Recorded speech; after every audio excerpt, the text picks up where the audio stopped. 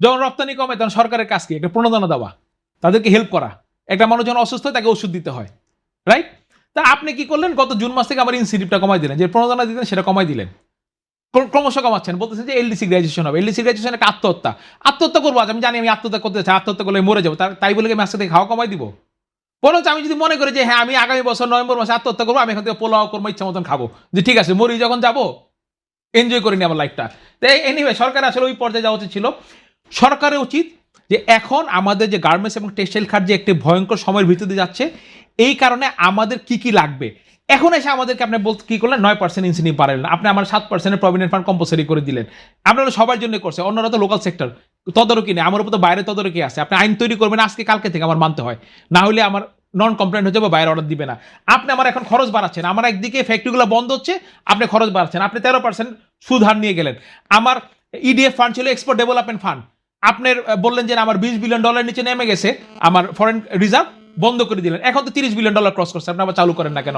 সেটা আমি 4 থেকে 5% সুদে পেতাম আমার বৈদেশিক জিনিসপত্র আনার জন্য, সেটা বন্ধ করে দিলেন। আমার একটা প্যাকিং ক্রেডিট ছিল 7% ইন্টারেস্টের, সেটা বন্ধ করে দিয়ে 13% নিয়ে গেলেন। তো যেগুলো ছিল, এবং সরকারের কোনো এগুলো কিন্তু কোনো পয়সা লাগতেছে না, এগুলো জাস্ট নীতি সহায়তা। এই জিনিসগুলো আপনি আমাকে বন্ধ করে দিয়ে আপনি বলতেছেন যে এখন আমার মানে আপনারা ব্যবসা করতে পারতেছেন না। আমার মনে হয় যে এই যে অন্যায় যে আইনগুলো হয়েছে সেগুলো এখন পরিবর্তন ইমিডিয়েটলি করা দরকার, এবং আমাদের কস্ট অফ ফান্ড ইন্টারন্যাশনাল লেভেলে নেওয়া দরকার। আমি কোনো ভর্তুকি চাচ্ছি না সরকার থেকে, ইন্টারন্যাশনাল লেভেলে আপনি আমাকে নিয়ে দেন, আমি মনে করি যে আমরা আবার ইনশাআল্লাহ ইন্টারন্যাশনাল লেভেলে কি করলে নেওয়া যাবে? কিছু করতে পারেন।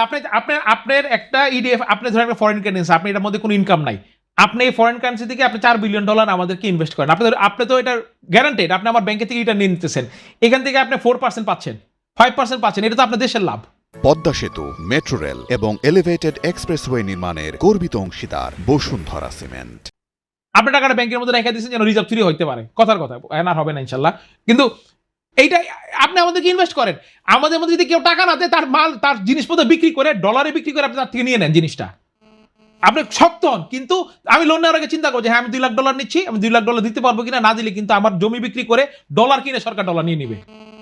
আপনি শক্ত হন, কিন্তু আপনি আমাকে এই স্বল্প কষ্ট ফান্ডে আমার ফান্ডগুলো দেন, কারণ আমার প্রতিনিধি ভারত যখন 4% তার কষ্ট ফান্ড পায়, তার একটা ধরেন আমি একটা $1 মিলিয়ন একটা এলসি পেলাম, আমার রেমিটেন্স থাকবে 60%, $6 লাখ আমার এলসি লাগবে।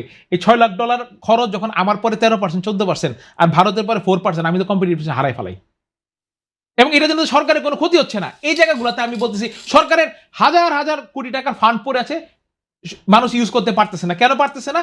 নানান রকম আইনি জটিলতা। আপনি তো ফান্ড দিচ্ছেন, আপনি গ্রিন ট্রান্সফরমেশন ফান্ড দিচ্ছেন $10,000 কোটি টাকার, মানুষ লোন নিতে পারে না, এবং এই লোন নিতে গেলে 7 থেকে 8 মাস লাগে, আমার ব্যাংকে 8 মাস 13% দিতে হয়, তারপরে আমি ওই লোন পাই। এবং এটা নানান রকমের ওই বাবুরাম সাপুরের কবিতার মতো, যে এই সাপ তো কাটে না তো হ্যাঁ না খায় শুধু দুধ ভাত, এরকম ভাবে একটা আইন তৈরি করে রাখে।